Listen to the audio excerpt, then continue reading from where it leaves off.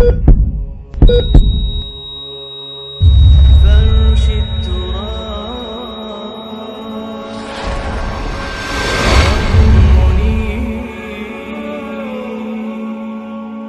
হামদুলিল্লাহ ওয়াসসালাতু ওয়াসসালামু আলা রাসূলিল্লাহ আম্মা বা'দ।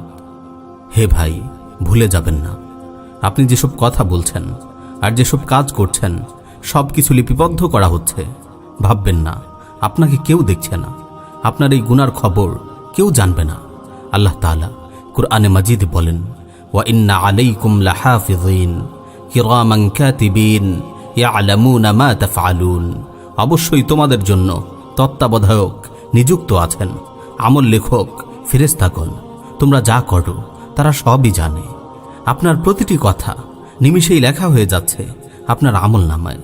আপনি মিথ্যা বলছেন, মুসলিম ভাইয়ের গীবত করছেন, অন্যের নিন্দা করছেন, কাউকে গালি দিচ্ছেন, কারো অন্তরে আঘাত দিচ্ছেন, কাউকে নিয়ে হাসি ঠাট্টা করছেন। আপনি হয়তো খানিক পরেই এসব ভুলে যাবেন, কিন্তু কিরামান কাতিবিন নিখুঁতভাবে সব কিছু লিখে রাখবেন। আল্লাহ তাআলা বলেন, মা ইয়ালফিযু মিন কাউলিন ইল্লা লাদাইহি রাকীবুন আতীদ। মানুষ যে কথাই উচ্চারণ করে তার জন্য তৎপর প্রহরী তার নিকটেই রয়েছে।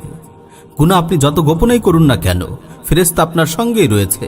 আপনি খেয়ানত করছেন, জুলুম করছেন, বেবিচার করছেন, ঘুষ নিচ্ছেন, সব কিছু লিপিবদ্ধ হয়ে যাচ্ছে। আল্লাহ তাআলা আপনার সব কৃতকর্ম সংরক্ষণ করে রাখছেন। আল্লাহ তাআলা বলেন, আহসাহুল্লাহু ওয়া নাসু।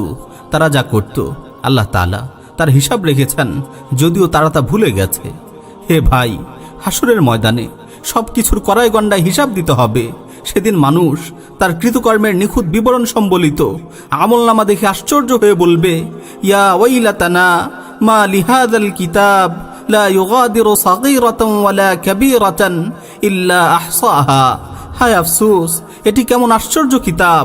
ছোট বড় কোনো আমলই তো এতে বাদ দেওয়া হয়নি, সব কিছুর হিসাব এখানে আছে।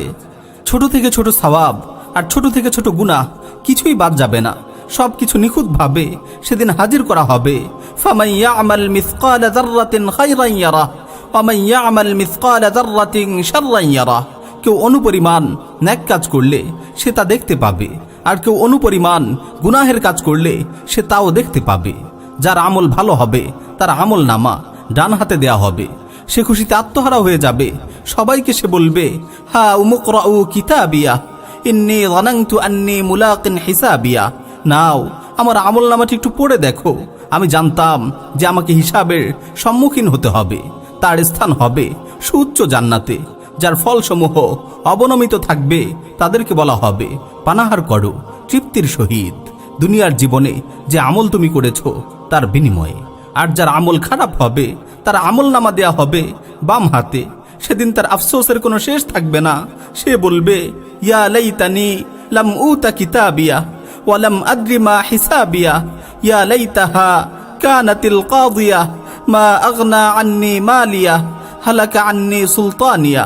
হায়, আমার আমল নামা যদি দেয়াই না হতো, আর আমি যদি আমার হিসাব না জানতাম। হায়, আমার মৃত্যুই যদি আমার শেষ হতো।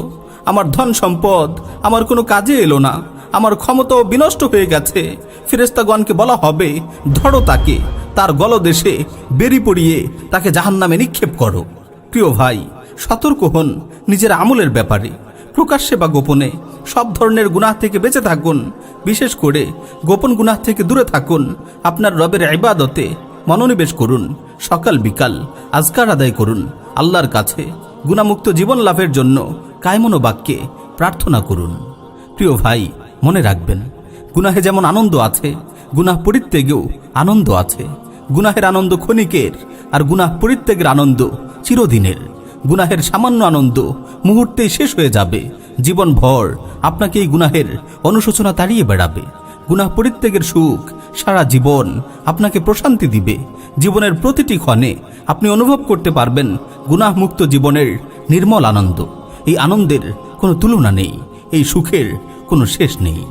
প্রিয় ভাই, আর দেরি নয়, আজকে থেকেই 3টি বিষয়ে সাবধান হওয়ার অঙ্গীকার করুন। 1. আমল করার সময় খেয়াল রাখুন আপনি আল্লাহ তাআলার দৃষ্টিসীমার আওতায় রয়েছেন। 2. কথা বলার সময় খেয়াল রাখুন আল্লাহ আপনার কথা শুনছেন। 3. মৌনতা অবলম্বনের সময় মনে রাখুন আল্লাহ আপনার অন্তরের খবর জানেন।